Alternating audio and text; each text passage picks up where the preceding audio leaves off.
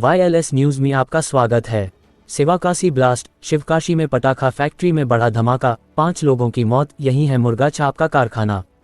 भारत की पटाखा राजधानी के रूप में मशहूर तमिलनाडु के शिवकाशी में एक पटाखा फैक्ट्री में मंगलवार सुबह बड़ा धमाका हो गया, जिसमें कम से कम 5 लोगों की मौत हो गई। यह विस्फोट इतना जोरदार था कि पूरा इलाका ही दहल उठा। शिवकाशी में ही मुर्गा छाप पटाखों का कारखाना भी है। यह विस्फोट शिवकाशी के पास सेंगमलापट्टी में एक निजी पटाखा इकाई में हुआ। शुरुआती जानकारी के मुताबिक यहां रसायनों को मिलाने के दौरान घर्षण के कारण धमाका हुआ। खबर लिखे जाने तक फैक्ट्री में पटाखों में विस्फोट जारी है। ऐसे में इस हादसे में कई लोगों के हताहत होने की आशंका है। पुलिस और स्थानीय लोगों के अनुसार यह विस्फोट मंगलवार सुबह करीब 9:30 बजे सेंगमलापट्टी के पास श्री सुदर्शन फायरवर्क्स यूनिट में हुआ। उस समय यहां करीब 80-100 कर्मचारी काम कर रहे थे। फैक्ट्री से कुछ लोगों को बाहर निकाला गया है, जो कि आग में बुरी तरह झुलसे पाए गए।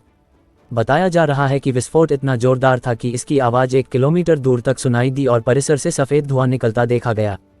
स्थानीय लोगों ने बताया कि विस्फोट के बाद इकाई में रखे पटाखों में लगातार छोटे छोटे धमाके हो रहे हैं, जिसके कारण बचाव दल को परिसर में प्रवेश करने में कठिनाई हो रही है।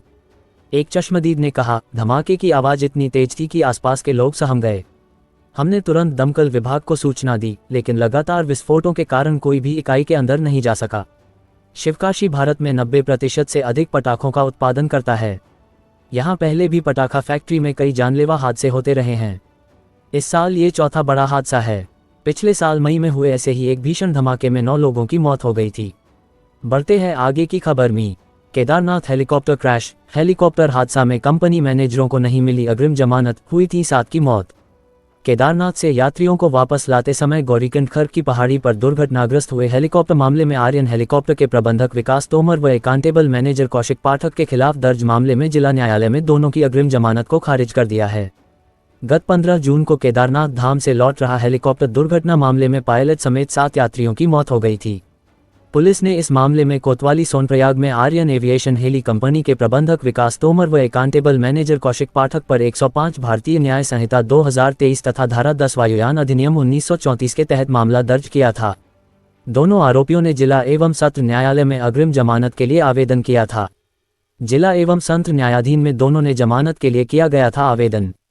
सोमवार को सुनवाई के दौरान जिला एवं सत्र न्यायाधीश सहदेव सिंह ने अपने आदेश में कहा कि रिकॉर्ड पर उपलब्ध जानकारियों से पता चलता है कि स्लॉट के अनुसार आवंटित समय से पहले चौपर को अनुमति दी गई थी या निर्देशित किया गया था, और ये तथ्य अच्छी तरह से हेली सेवाओं के ऑपरेटर के ज्ञान के साथ था कि मौसम की स्थिति क्षेत्र में तेजी से परिवर्तन होती है। आवेदकों अभियुक्तों का कार्य गलत लाभ प्राप्त करने के लिए जानबूझकर लापरवाह है, निश्चित रूप से जांच का मामला है। इस स्तर पर आरोप की प्रकृति गंभीर है।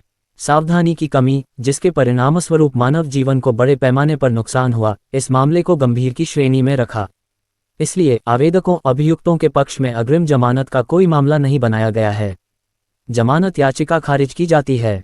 कोर्ट ने तमाम साक्ष्य के बाद पाया कि आर्यन एविएशन कंपनी द्वारा 15 जून को मौसम खराब होने के बावजूद कंपनी ने समय से पहले हेलीकॉप्टर का संचालन किया, जबकि यूकाडा द्वारा हेली संचालन के लिए सुबह 6 बजे से 7 बजे का स्लॉट आवंटित किया गया था। बावजूद नामजद आरोपियों द्वारा समय से पहले हेलीकॉप्टर का संचालन किया गया। आवेदकों ने दिया ये तर्क। कोर्ट ने तमाम साक्ष्य के बाद पाया कि आर्यन एविएशन कंपनी द्वारा 15 जून को मौसम खराब होने के बावजूद कंपनी ने समय से पहले हेलीकॉप्टर का संचालन किया, जबकि यूकाडा द्वारा हेली संचालन के लिए सुबह 6 बजे से 7 बजे का स्लॉट आवंटित किया गया था। बावजूद नामजद आरोपियों द्वारा समय से पहले हेलीकॉप्टर का संचालन किया गया। आवेदकों ने दिया ये तर्क। वहीं आवेदकों के लिए वकील ने तर्क दिया कि जिला रुद्रप्रयाग उत्तराखंड की स्थानीय पुलिस को एफआईआर दर्ज करने और इस मामले की जांच करने के लिए कोई अधिकार क्षेत्र नहीं है।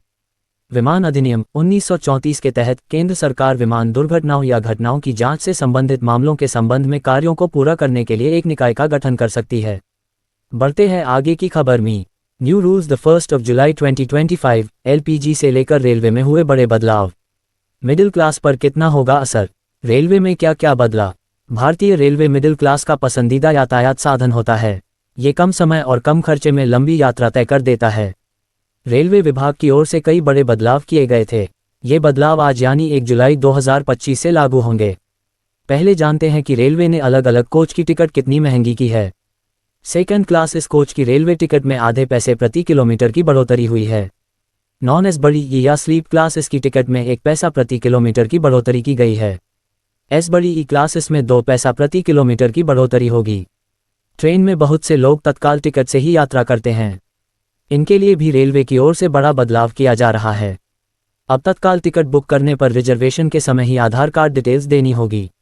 इसके साथ ही रेलवे ने चार्ट अब 4 घंटे की जगह 8 घंटे पहले ही आ जाएगा।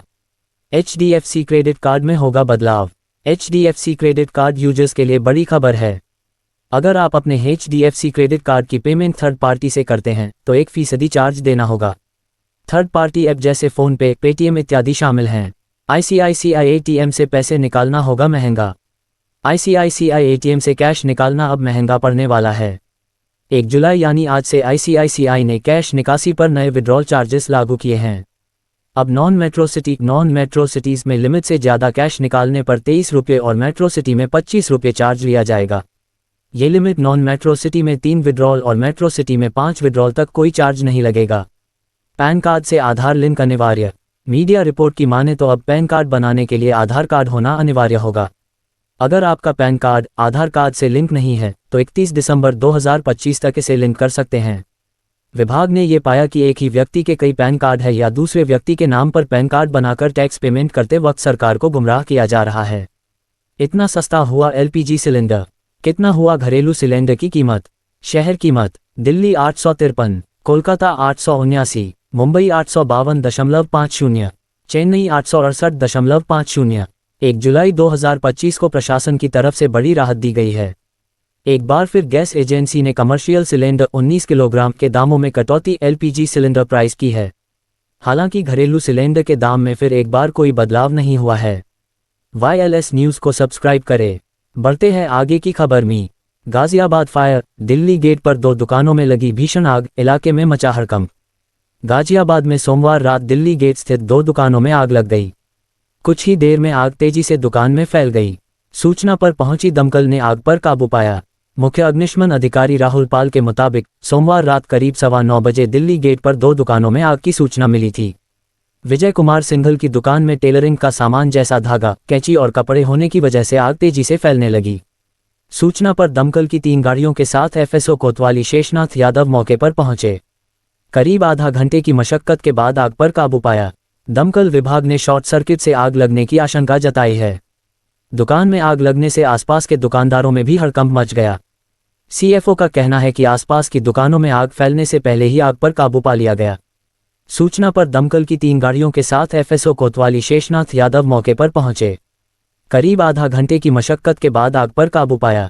दमकल विभाग ने शॉर्ट सर्किट से आग लगने की आशंका जताई है।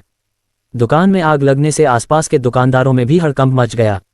CFO का कहना है कि आसपास की दुकानों में आग फैलने से पहले ही आग पर काबू पा लिया गया। बढ़ते हैं आगे की खबर में। गाजियाबाद फायर, दिल्ली गेट पर 2 दुकानों में लगी भीषण आग, इलाके में मचा हड़कंप। गाजियाबाद में सोमवार रात दिल्ली गेट स्थित 2 दुकानों में आग लग गई। कुछ ही देर में आग तेजी से दुकान में फैल गई। सूचना पर पहुंची दमकल ने आग पर काबू पाया। मुख्य अग्निशमन अधिकारी राहुल पाल के मुताबिक सोमवार रात करीब 9:15 बजे दिल्ली गेट पर 2 दुकानों में आग की सूचना मिली थी।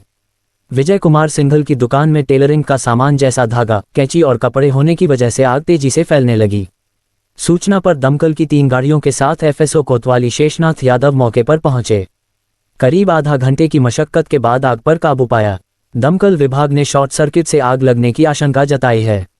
दुकान में आग लगने से आसपास के दुकानदारों में भी हड़कंप मच गया। CFO का कहना है कि आसपास की दुकानों में आग फैलने से पहले ही आग पर काबू पा लिया गया। सूचना पर दमकल की 3 गाड़ियों के साथ FSO कोतवाली शेषनाथ यादव मौके पर पहुंचे। करीब आधा घंटे की मशक्कत के बाद आग पर काबू पाया। दमकल विभाग ने शॉर्ट सर्किट से आग लगने की आशंका जताई है। दुकान में आग लगने से आसपास के दुकानदारों में भी हड़कंप मच गया। CFO का कहना है कि आसपास की दुकानों में आग फैलने से पहले ही आग पर काबू पा लिया गया। बढ़ते हैं आगे की खबर में। तेलंगाना फार्मा फैक्ट्री में धमाके के बाद लगी आग से अब तक 34 लोगों की मौत, मलबे में दबे मिले कई शव।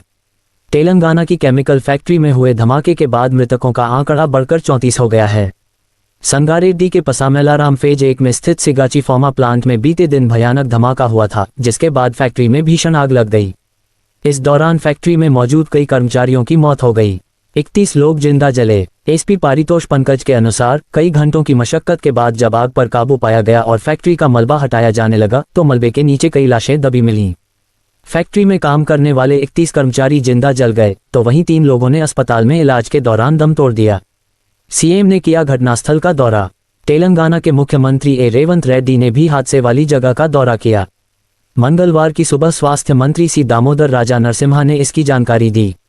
इस घटना से पूरे राज्य में हड़कंप मच गया है। फैक्ट्री में लगी आग के फोटो और वीडियो सोशल मीडिया पर भी सामने आए हैं, जिन्हें काले धुएं का गुबार देखकर आग की लपटों का अंदाजा लगाया जा सकता है। ये घटना सोमवार की सुबह देखने को मिली। सेगाची फार्मा प्लांट में केमिकल रिएक्शन के कारण रिएक्टर में तेज धमाका हुआ और देखते ही देखते पूरी फैक्ट्री में आग लग गई। इस घटना के दौरान कई कर्मचारी रिएक्टर के पास मौजूद थे, वहीं कुछ कर्मचारी जान बचाकर बाहर निकले, मगर आग की लपटों से बुरी तरह जख्मी हो गए।